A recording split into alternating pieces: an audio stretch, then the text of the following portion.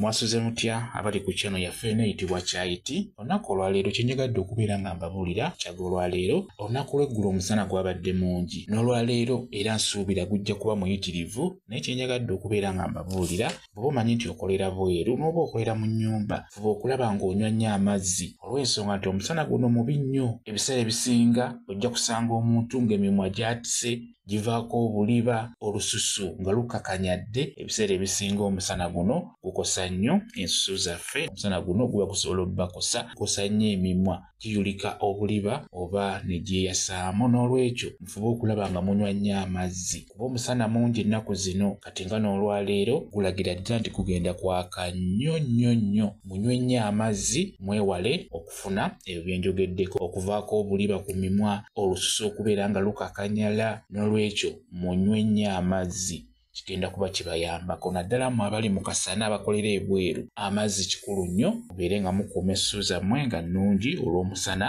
gwe tulina omuyitirivu ennaku zino. Kyekyo kyenjagadde okubeera nga mbabuulira ku nsonga eyo ey'omusana ku lunaku olwaleero.